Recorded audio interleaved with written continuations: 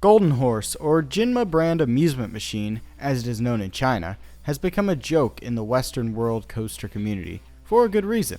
They are known for creating many of the Chinese knockoff coasters many Western coaster enthusiasts simply laugh at on RCDB.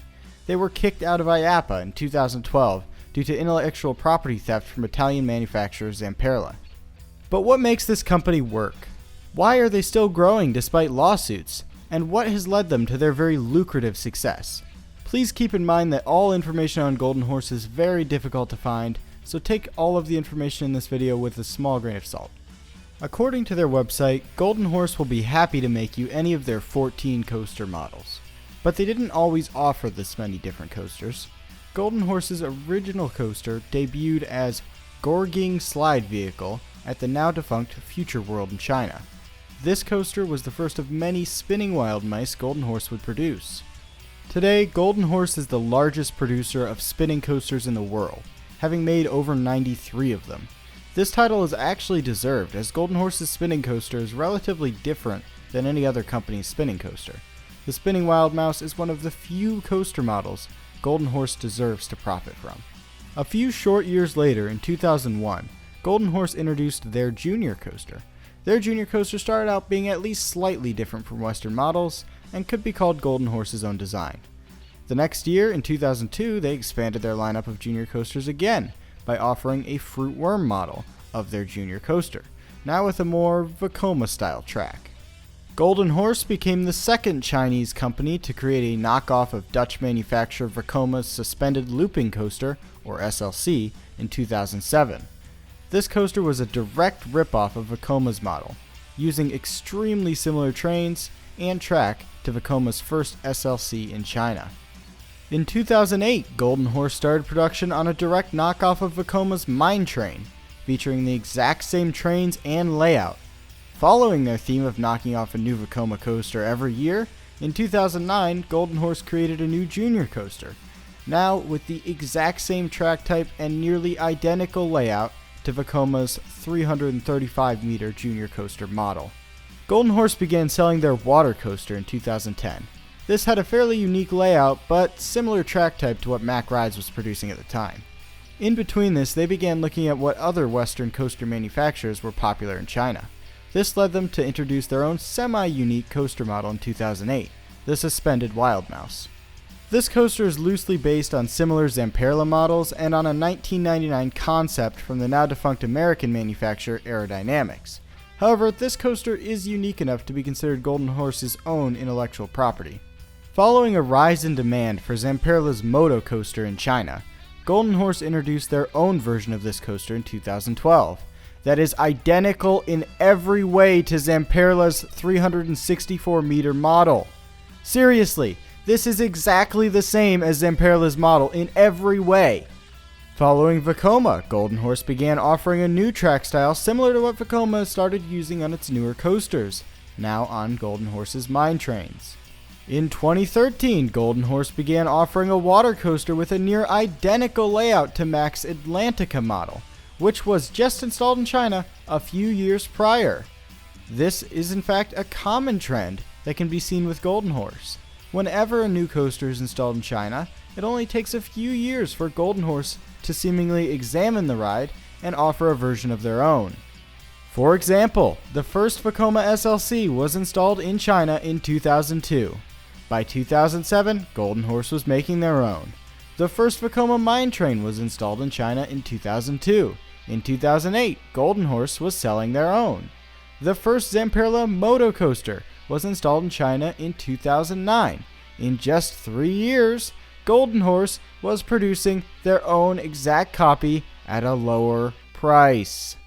The list goes on and on. It's clear that some Chinese parks are allowing Golden Horse and other Chinese companies to closely examine Western coasters they buy. This is a major problem for Western companies in all industries. Golden Horse is just part of a much larger problem of Western companies' intellectual property being stolen in China. Some of you may ask, then why do Western companies still do business in China? Well, that answer is simple. Money. China has a lot of people. And with that, they have the largest growing amusement market in the world. It would be suicide for any company to avoid that huge market. Now back to Golden Horse. In 2016, Golden Horse was forced to innovate slightly. Chinese amusement parks wanted a tilt coaster, like Vekoma's Gravity Max. Seeing as Gravity Max is in South Korea, not China, Golden Horse had no easy way to copy it, so they did their best. They created a decent coaster model that really doesn't infringe on anyone's intellectual property. Unlike Vekoma's tilt coaster, this model features an entirely different track, new trains, and a less than 90-degree drop. In 2017, Golden Horse would change things again. They began creating their SLCs with their new track. This was actually a good and relatively unique decision.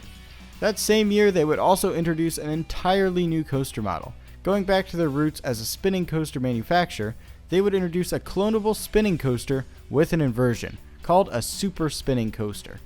These were some of the first spinning coasters in the world to invert. Only one spinning coaster with an inversion had existed prior to this, and it was nothing like Golden Horse's model. This new spinning coaster actually looks really good, and shows what Golden Horse can do when they don't rip off other manufacturers. Seeing as 2017's editions were mostly Golden Horse's own ideas and inventions, did this mean that Golden Horse began creating coasters of their own design? Oh boy. If only. In 2018, Golden Horse introduced what has to be their most disgusting ripoff yet. They created Vertical Roller Coaster, a ride based directly off Swiss manufacturer B&M's dive coaster. This is especially concerning for me as B&M's track and other parts of their coasters are an industry secret, and Golden Horse having access to this could be very dangerous. Looking closer at the coaster itself, we can see something very strange. It uses two track types. The first is B&M, which we discussed earlier, but the second appears to be based off Intamin's new high-stress track type, recently used on the very popular Soaring with Dragon in China. This means that Golden Horse has access to and has copied two of the most well-liked track types in the world.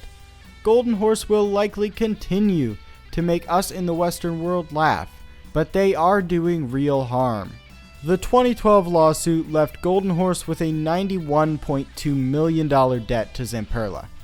This, however, did not stop them, as the next year they opened two more exact clones of Zamperla's motorbike coaster. Intellectual property is hard to control in China.